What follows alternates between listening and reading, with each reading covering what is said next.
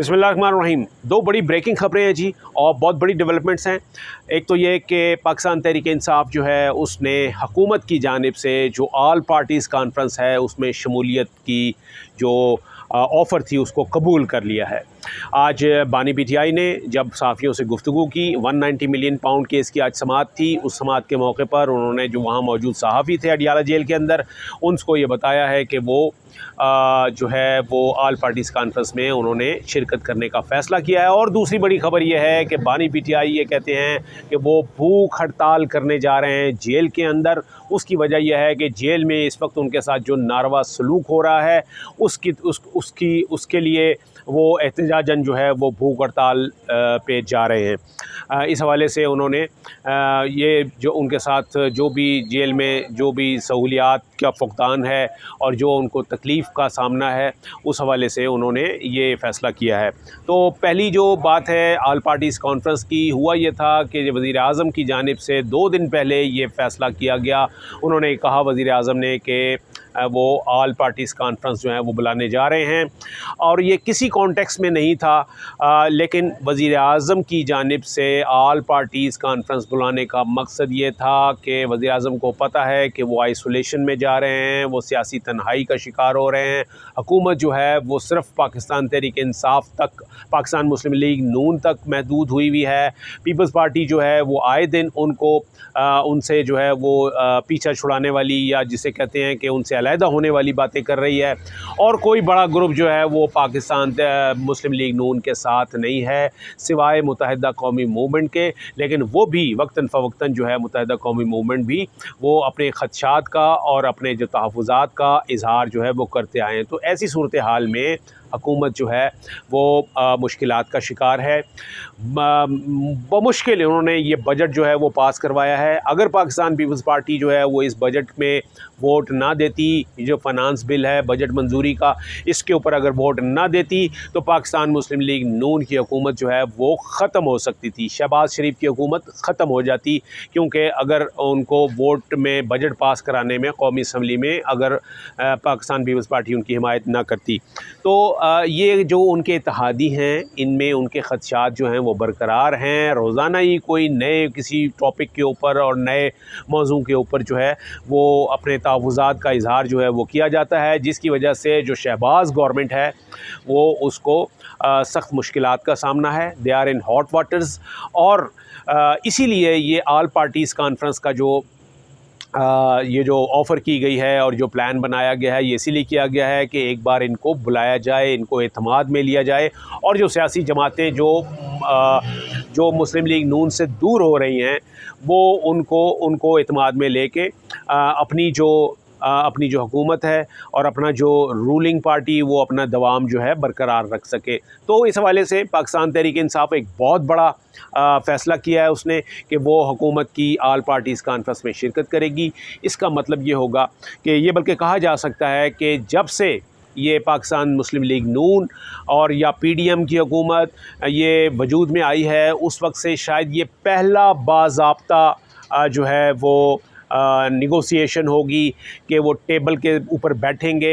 एक जानिब जो है वो पाकिस्तान तहरीक-ए-इंसाफ भी होगी और दीगर जमातें भी होंगी, और पाकिस्तान मुस्लिम लीग यानी और उनकी जो इत्तेहादी जमातें हैं वो भी उसके साथ होंगी।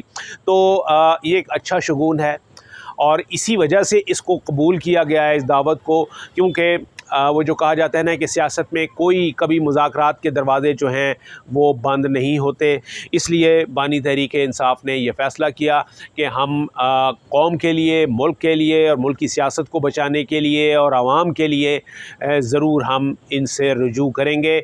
और अपने उनका ये कहना है कि इस मौके पे हमारे जो तहफ़्फ़ुज़ात हैं, हमारे जो डिमांड्स हैं, हमारे जो मुतालबात हैं, वो तमाम के तमाम अपनी जगह मौजूद हैं। उससे कोई दस्तबरदार नहीं हो रहा। सिर्फ़ अगर ये APC में शिरकत की जा रही है तो इस वजह से की जा रही है कि ये मुल्क व कौम के लिए ज़रूरी है कि सियासी डायलॉग को आगे बढ़ाया जाए।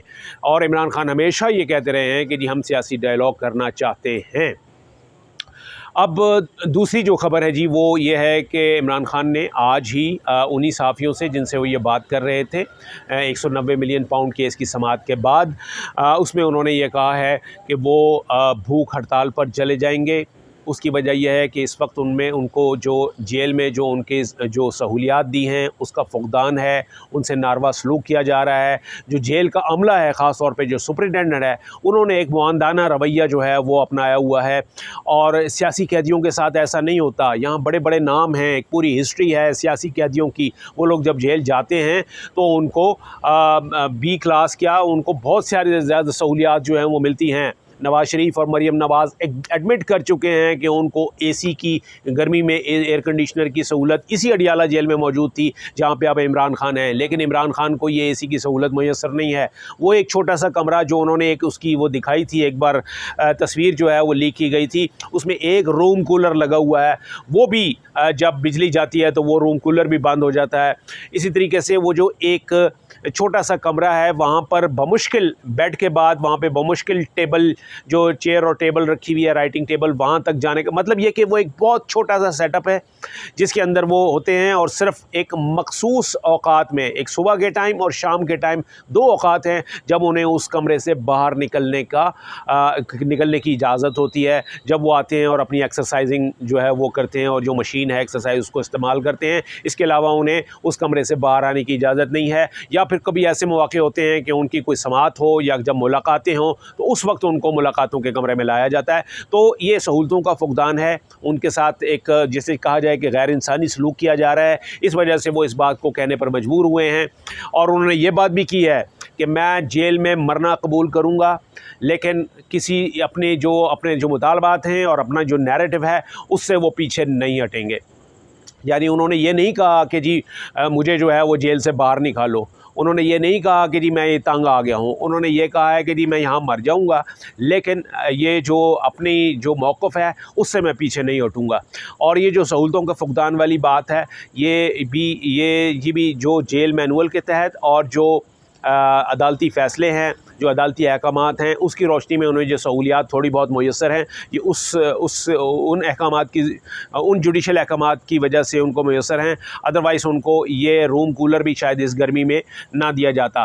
तो उनका ये कहना है कि यहाँ जो उस एक छोटा सा कमरा है उसमें कोई रह कर दिखाए। उनका कहना है कि 1 साल होने वाला है मेरी गिरफ़्तारी को और 1 साल से मैं इसमें हूँ। और उनकी इस बात से वो नाक़दीन और वो मुखालफीन जो ये कहते थे कि इमरान खान अगर अरेस्ट हो गया तो वो 3 दिन भी जो है वो जेल में नहीं निकाल सकता, क्योंकि वो एक ऐसा शख्स है जो अपने आप को इस मुश्किल में नहीं डालेगा। तो ये 1 साल का जो पीरियड है और ये जो कैदोबंद की सऊबतें हैं इमरान खान की, जिस तरीके से उन्होंने बर्दाश्त की हैं, ये एक बहुत बड़ा जो है वो उन मुखालफीन को जवाब है जो ये कहते थे कि ये 3 दिन में जो है ना ये अपनी रिहाई के लिए पैरों में गिर पड़ेंगे। Thank you.